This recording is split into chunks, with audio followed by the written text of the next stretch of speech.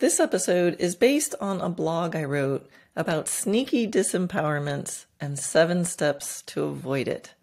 So I'll be talking about what we can do to help ourselves stay at our best. So here we go, episode 62, Empowerment. Hi, I'm Karen Rohlf, and welcome to Horse Training in Harmony. This podcast is about you making progress with your horse in a way that you both can love. It's about learning how to move and be in harmony. Because yes, you really can develop a horse to be both athletic and happy. When we show up as our best selves for our horses will show up for us. So let's get started. Now, empowerment is something that I talk about a lot with respect to my teaching. If you've been listening to these episodes, you've heard that word come up a lot. So I love to look up words in the dictionary and get the actual definition. And the definitions for empowerment were the authority or power given to someone to do something. And it's also, another definition was the process of becoming stronger and more confident, especially in controlling one's life and claiming one's rights. So that's what I really try to do as a teacher. I want to give you, my students, the power to do something, to become stronger and more confident in your life and your horsemanship journey. And it's what I try to do for myself. So since I talk a lot about it, I thought it would be worth diving into the subject a little deeper here on this podcast. So ever since I can remember, I've been playing the empowerment game in one way or another, whether it's through writing stories or illustrating things, teaching, training. These are all ways that I've used to empower others to understand something or see something or feel or do something that they weren't able to do a moment earlier. And my goal as a teacher is always to teach in a way that my students will no longer need me, that they're not teacher dependent, but they actually build their confidence in what they're doing. Now, this obsession with empowerment has brought me to some really interesting places in life. It's been part of this quest of knowing myself and going on a journey of personal development. And I have found myself walking across hot coals, walking across broken glass, sitting with a shaman on top of the Pyramid of the Sun in Mexico. I have screamed my darkest fears at the top of my lungs in a room full of 5,000 people. And I have traveled in silence by myself to many parts of the world. And all of these situations have led to really profound experiences and breakthroughs. They've had profound effects on my life. And, at the same time that I'm saying these are big, profound experiences, the realizations that I've made along the way in these processes are usually about something very small. And often it's about something that I actually knew the whole time. And that brings me to one of my favorite quotes in the whole world. And it's a line from T.S. Eliot. And he writes, "We shall not cease from exploration, and at the end of all our exploring will be to arrive where we started and know the place for the first time." So this is one of the first paradoxes of empowerment. Big, profound experiences that create big, profound changes. Yet, whenever I've gone through that process, it usually feels like I knew it the whole time. And the experience just helped me have the confidence to actually act on it. And so what I've learned is that with myself and with my students and other people, empowerment breakthroughs aren't really about puffing yourself up.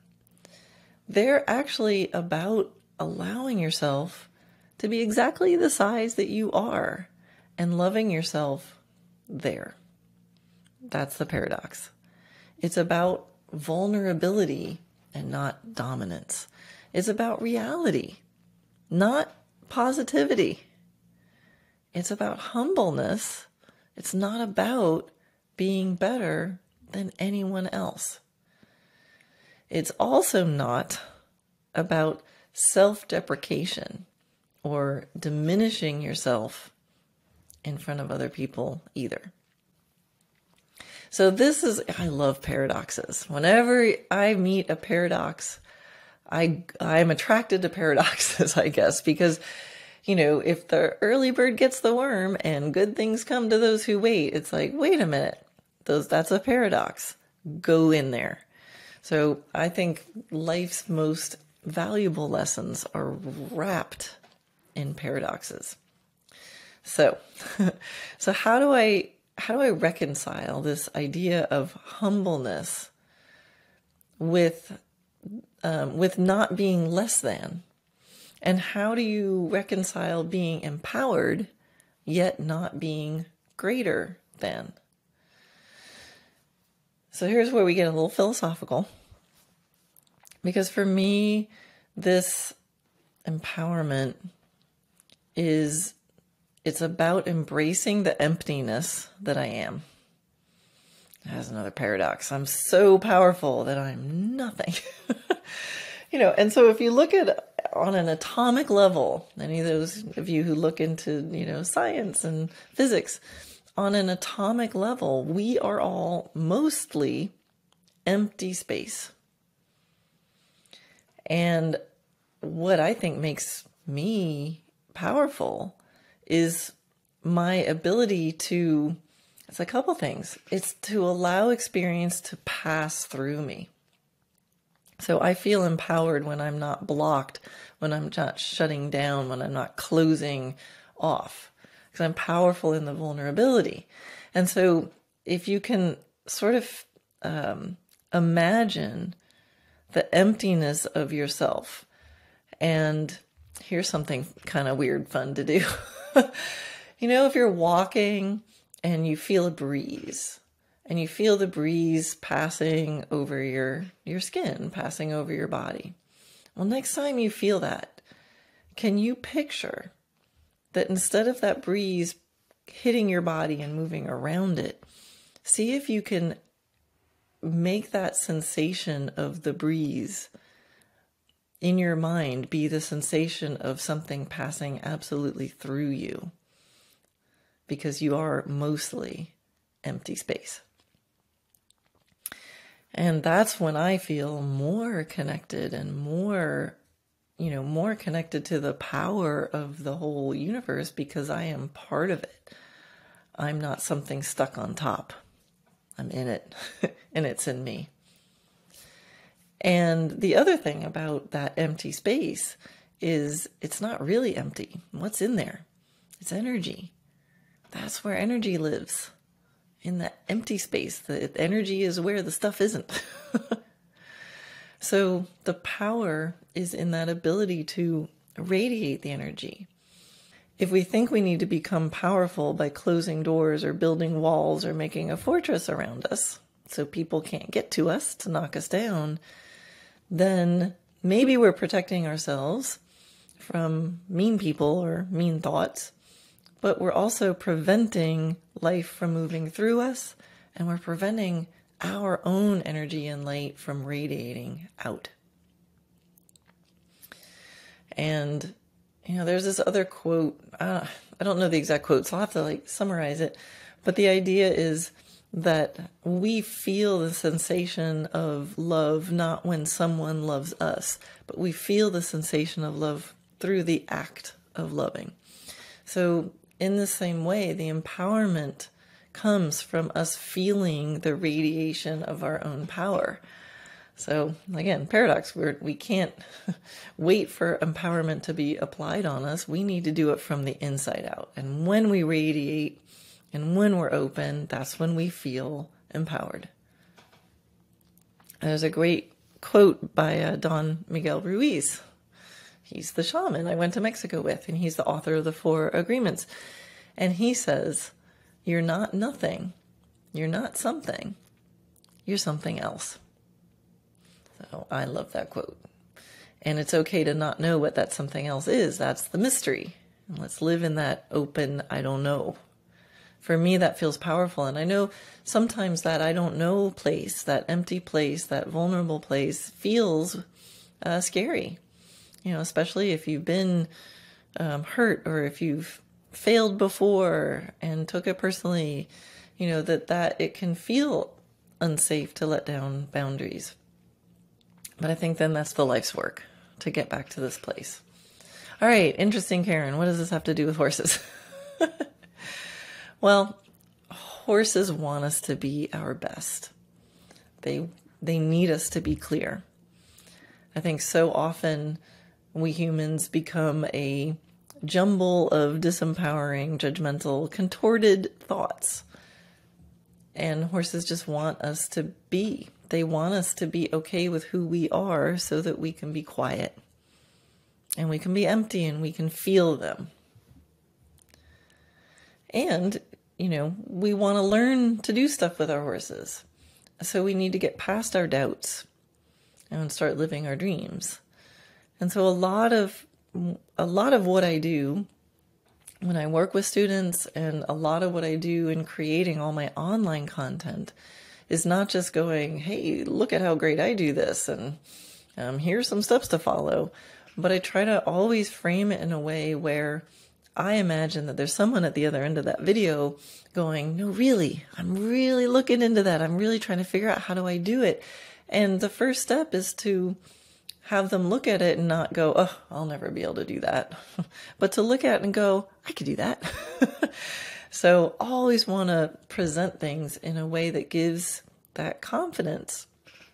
So I can do my part to deliver things in an empowering way because I know you can do it. But you guys have to do your part and show up in an empowering state where you aren't puffing yourself up and you're not putting yourself down. You just are happy being the empty you that you are. And that's what makes you belong even more. All right, so very philosophical start to this podcast. So let's get into a little more practical. So I came up with 7 steps towards empowerment. And we'll just go through them. Step 1, surround yourself with empowering words, images, circumstances. And this is really about kind of a jump start. With all the bad news out there, it's a good idea to control what your eyes see when you wake up.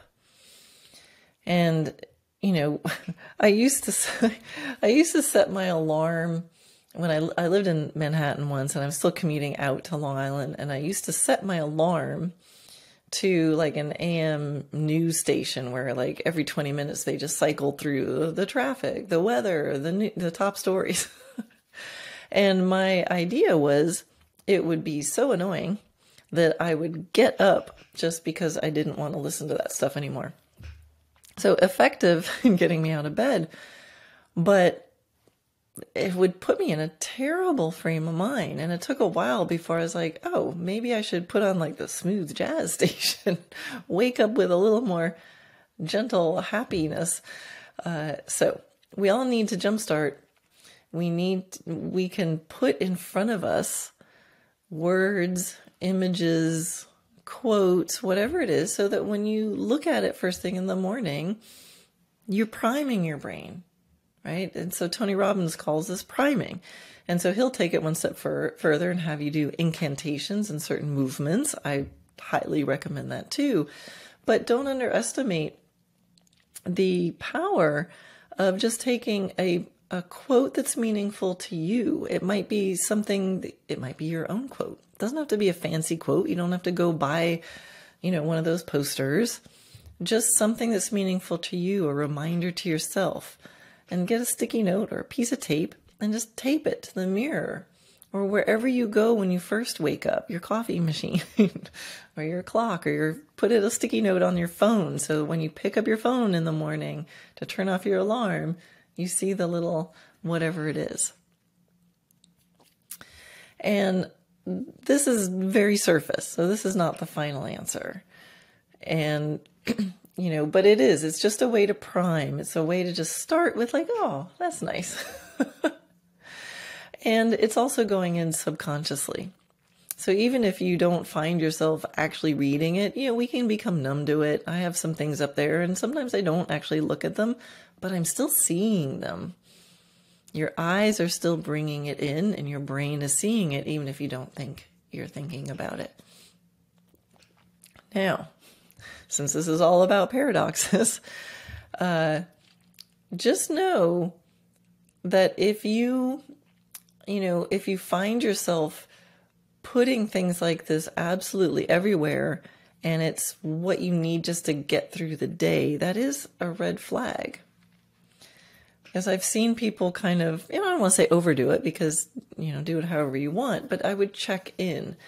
Remember I said that this empowerment, this emptiness, it's not about putting up walls to protect yourself. It's about being open and letting life pass through you. That's where your power comes from.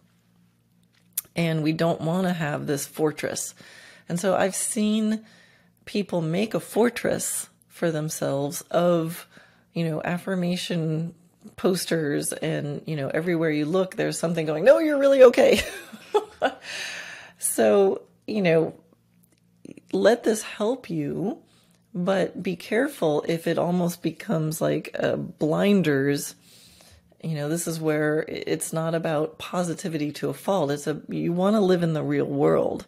You don't want to be surrounding where you can't see the things. You can't see yourself for exactly who you are. You're just hiding behind, no, I'm okay. I have an affirmation, I have a mantra.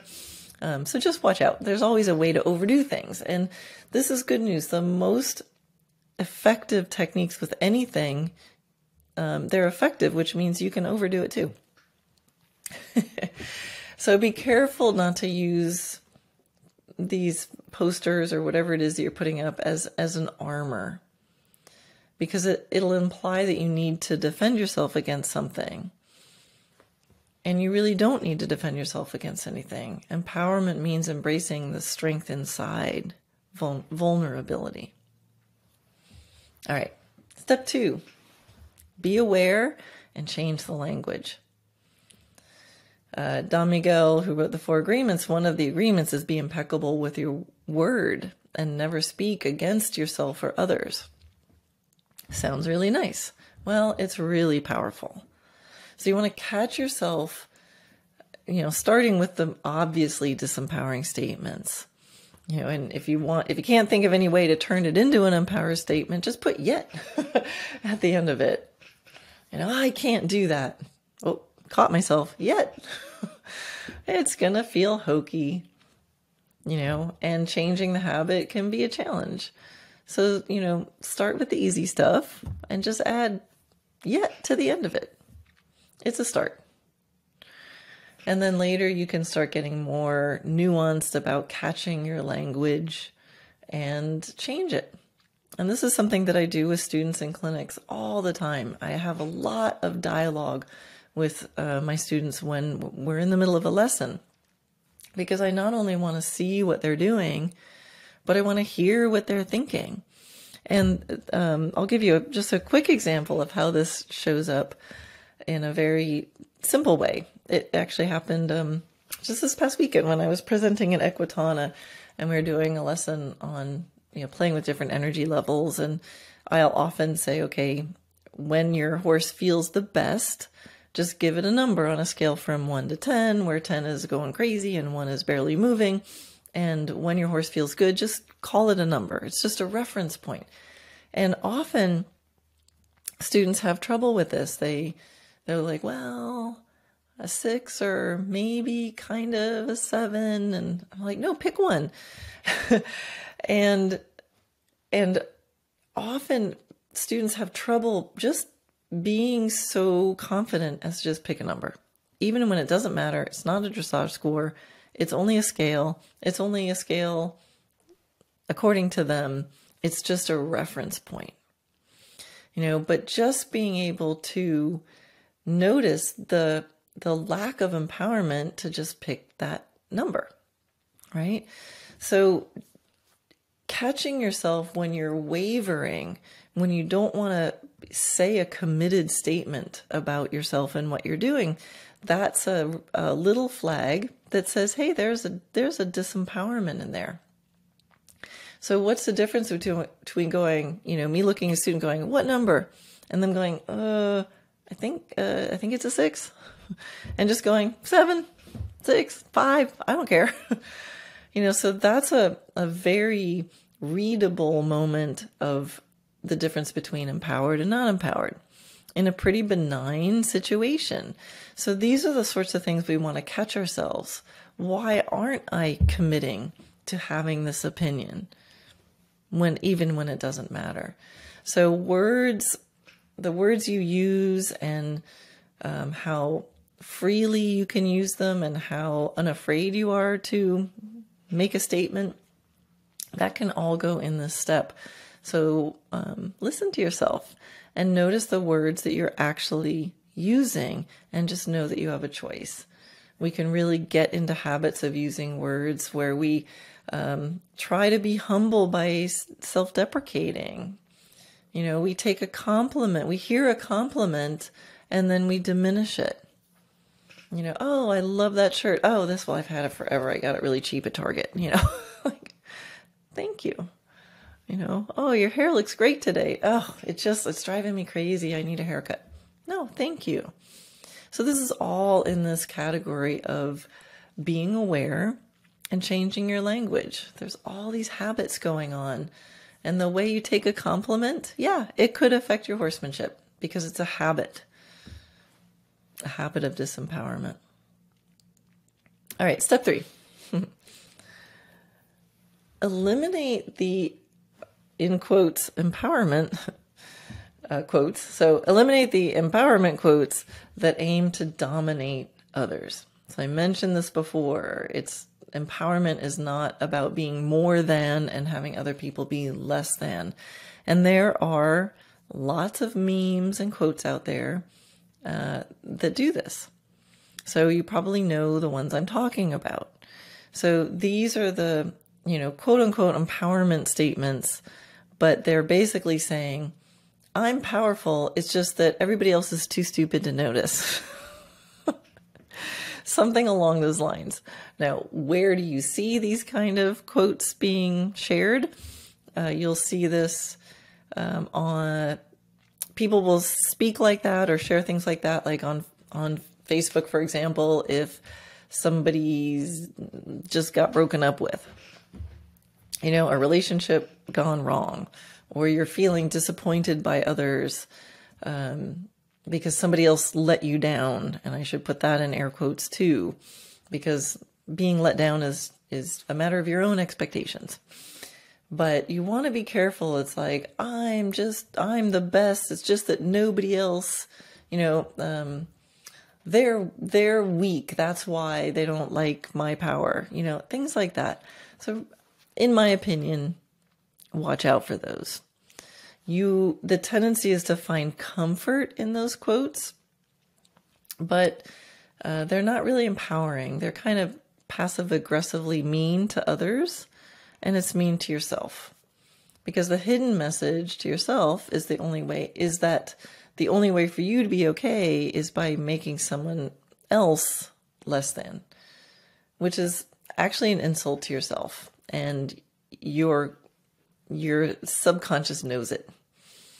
So when you surround yourself with or use quotes like that or thoughts like that, you're actually disempowering yourself.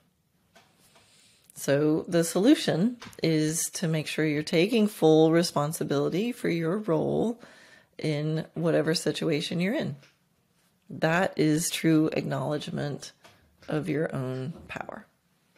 And I'm sure you can think of versions of quotes like that to do with horse relationships too. Right? So I know that one might be a little bit weird and subtle, but I think you probably, I think you get it. All right, step 4. Step 4 is to fully admit when you feel disempowered. There is power in admitting the truth. The truth shall set you free. So admitting that you feel disempowered does not mean that you are disempowered. There's another paradox. Admitting how you feel is telling the truth to yourself. And once you know you're disempowered, then later you can get to the business of figuring out why you feel that way. But sometimes acknowledging our truth is enough. So there's power in realizing when you feel disempowered. So some of my own personal, most empowering breakthroughs have come from simply facing and stating out loud when I'm really feeling in the moment. And you don't have to say it to anybody else. Just saying it out loud to yourself is often enough. I feel small. I feel sad. I feel like a failure. I feel hurt. It's okay. It's the truth. It's the emotion that you're experiencing in the moment. And here's the thing. It's not you. It's just something you're experiencing. Just because you feel small doesn't mean you are small. Just because you feel sad doesn't mean you are a sad person. Just because you feel like a failure doesn't mean you are a failure. Just because you feel hurt doesn't mean you are hurt. And I promise, if you are able to strongly express what you're feeling out loud, and if you're able to commit to it and just keep saying it out loud, over and over and over again, like just jump in and swim in that pool of whatever it is that you're in, because you're in it. Might as well admit it. Do it with intensity. And after a couple minutes, you'll feel more empowered. And so I think this is different than wallowing. It's separating yourself. Just by saying, I feel sad, you've already separated yourself 1 degree from the emotion. It's you experiencing an emotion. And that's empowering. I am not sad, but I can say I'm feeling sad. And I spoke with, actually we have a video in my video classroom, and it's with a person who works with families and relationships, and this is something she recommended. It's like, if whatever you feel, just feel it, state it, get it out. You know, it's not about venting or dumping on other people. This is something to do by yourself. But you can't, and I read somewhere else that you can't, the human body can't sustain. I think I said this in the frustration episode. You can't sustain things for more than, a very short time. Somebody, I think, said like a minute and a half or something. So the quicker you go through the whole process, the better. That's what's going to help you feel empowered. And so step 5 is to celebrate. Celebrate when you empower yourself with the truth. Yeah, celebrate. So I feel sad. Let's celebrate. You don't have to celebrate that you're feeling hurt, but you can celebrate owning the truth that you are feeling hurt. Woohoo! I figured out what I'm feeling. And I figured out it's not me. I'm just feeling some stuff. I'm feeling, I'm feeling doubtful. I'm feeling unsure. That's good to know. This happens with students all the time. So this is not like a psychology class on how to live your life. This is what this is what comes up in lessons all the time. I feel unsure. I feel like I'm a little afraid to make a commitment on what number energy my horse has. This is all in the same line. So if we get in these habits, then we don't get dug down in the hole, We don't get hidden behind those walls where we can't see a way out. So this is a huge step in being honest with ourselves. And through that vulnerability comes the power. All right, step 6. We want to notice and turn around that sneaky disempowering language. So this, when I first sat down to write the blog on this is the subject I really wanted to talk about. But we needed the other parts ahead of time. So sneaky disempowering language can really sabotage you, and you won't even know it's happening. It makes you think you're being good to yourself. So one of the most common sneaky disempowerments is the "I'll try" trap. I'll try. And it's a trap when the word try is actually code for, I know it's not going to happen, I just don't want to admit it right now. So here's the example for that.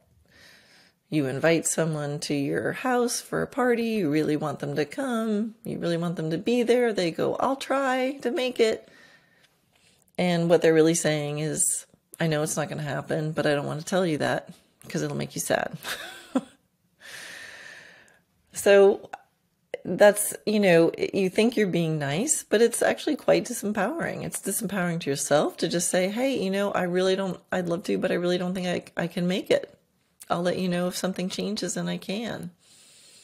And it's disempowering because it's kind of insulting to the person that you say that to, because you're saying you can't handle it. If I'm not coming, you can't handle it. Of course you can handle it. And if they can't, it's not your problem. So again, it's that standing in your own power. And I like to use examples away from horses because we can kind of get it, and then you can apply it to your learning. So watch out for statements like that when you're using, we want to try. And with horses, this word try comes up, reward the slightest try with our horse.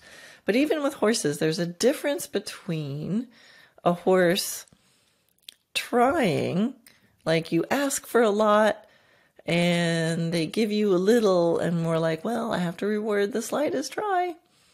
That there's a big difference between that, in which case you actually might be rewarding, very half-hearted, minimal efforts, and we're going to set you up to always have to have a ton of aids on to get a little result. So my interpretation of rewarding the slightest try, well, there's two situations for it. If I'm teaching something for the first time, the slightest try is when the horse commits to doing something that's in the direction of the answer. So before they get it all the way perfect, they're going to head in that direction, right? And I'm going to reward when they're heading in that direction, like the warmer, colder game. Oop, yep, like that. So it's not perfect, but I'm rewarding them making a decision and committing to an effort that's in the right direction. The other way that a horse can try, or that I think about the word try with horses, is when I reward as soon as I sense full commitment to the response, the desired response. So rewarding the slightest try means kind of that you can reward like a, kind of effort. Well, that was a slight try, which might not be so ideal, or very quickly rewarding the first moment that you feel a full commitment from the horse.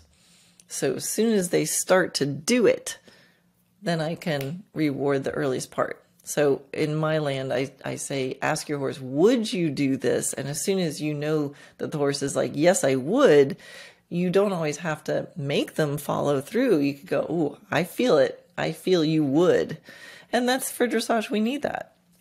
We need a collected trot that feels like they would extend if we asked, and they would collect even more if we asked, and they would go sideways. That's what we're always aiming for, is the middle. that feeling of they would if we asked, that potential energy. So that kind of try, yeah, that's what I mean about rewarding the slightest try. But that's very different than saying, will you come help me with this? And someone going, yeah, I'll try to make it over there. When you know darn well, that means that they're not going to come. So watch that word try and watch how you're using it. That's a very sneaky disempowerment. Now, the other one is around time. So I'm really hoping I get to do that, or I wish I could, but I just don't have the time. So the universe listens and it conspires to create the reality you ask for. So don't be a hoping person. The universe will leave you with something you always need to hope for instead of have. I hope I get to do that. I wish I could, but I don't have the time. So hope can sound nice, and yeah, it's a convenient word to use. I hope you're getting a lot out of this episode, right? But actually, that's not really true. I don't have to hope. I'm sharing something that I've learned. I'm radiating it out to you. My work is done, and so I feel really happy. And this feeling of happiness and love that I get is from my act of sharing this with you. What you do with it is up to you. It doesn't really affect me. And yet that doesn't mean that I don't care. I really want you. I am working hard here so that you get something out of this. So, the sneaky dark side of hoping is victimhood and lack of responsibility. So do hope, but don't hide behind it. Hope the best for others and hope for yourself when it comes to things you truly can't control. I hope I win the lottery. I hope my leg heals in time. But for everything else, make it happen. Do your best, or admit you're not going to make it happen. And remember that it's okay to do your best and still not achieve it. So if you find yourself using try and hope a lot, check in that you're not secretly afraid of failure or secretly afraid of what someone else might think. Make sure you're not saying hope and try as a way to let yourself off the hook in advance. So instead, do your best, go for it. And love yourself no matter what the outcome. That's an empowered state. And this is what I call being committed but not attached. So there's a difference between going, I'm going to try to come over and help you, even though I know I'm not. I just don't want to say it, and I want to be nice because I don't think you can handle it. Right? And having the intention of, yeah, I do want to help you. So yeah, I'll be there. I'll be there knowing that if something happens and you can't make it there, you'll call them and go, you know what, I did my best, but it's just not going to work out today. That's okay. So even more sneaky than hoping and wishing is not having time. I don't have time. I hope I have time for that. Well, the newsflash is everyone has the same amount of time in the day, and the same amount of time goes by if we do nothing or run 10 companies and have a family of 8. So what we do with the time is a choice. I know that doesn't always feel like it in one particular moment, but ultimately it is. So I don't have time means I'm choosing not to make time. So you can tell other people you don't have time if you must. It's another nice way of saying, no. A lot of times when we say I don't have time, it means what we really mean is I don't want to do that, and I'm going to use time as an excuse. So sometimes we do that socially, but don't tell it to yourself. You got to be more honest with yourself than that. So simply admitting the truth that right now you are choosing how you spend your time can be incredibly empowering. I mean, there might be perfectly valid reasons why you would choose not to put more time into your horse, or there may be some disempowering reasons, and that's for you to figure out. So instead of, I don't have time to ride my horse enough, you could say, right now I'm choosing not to set that time aside to ride my horse. And I don't know how to get more time to do it. That's fantastic. Go back to step 5, celebrate that truth that you realize that you've just not made your horse a priority. And we have the podcast I did recently with Dr. Sarah Rohlf you can go back and look at about how to make more time for your horses. And there's also a video in the classroom about sacred horse time. So don't get caught in a double disempowering statement of, I hope I get more time so I can ride my horse more. You will never get any more time than anyone else in the world gets. And that sentence, I hope I get more time so I can ride my horse more, is based on an assumption that the only way to ride your horse more is if someone else gives you more time, which is impossible. So after you can fully acknowledge the problem of not knowing how to make more time to ride your horse, then you can transition to the statement, I'm going to figure out how to make more time on my calendar for my horse education. Or I'm going to figure out how to maximize the time that I have for my horse education. So again, it's all about just stating what is and not trying to smooth it over or make it softer for somebody else to hear or make it softer for your own self to hear. It's just like, hey, this is what's happening. How can I figure it out? And so step 7 is to live in the paradox of empowerment. And that empowerment is that your biggest power comes from the smallest moments, from the words you choose in your sentences. It comes from knowing your emptiness while practicing your infinite radiance. And it comes from knowing your power fully without needing it to be measured in relationship to anyone else. So go ahead and walk across those coals or climb that mountain, but know that you don't actually need any of those things to be empowered. Simply eliminating those sneaky, disempowering habits and changing your language and your thoughts and realizing just what is and being okay with what it is and who you are in this moment exactly as you are. That's what keeps you empowered.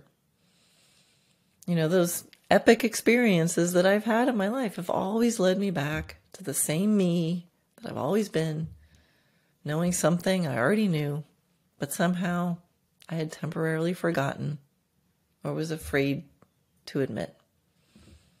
And that thing is that I'm pretty awesome right now in my own way, exactly as I am. And you know what? So are you.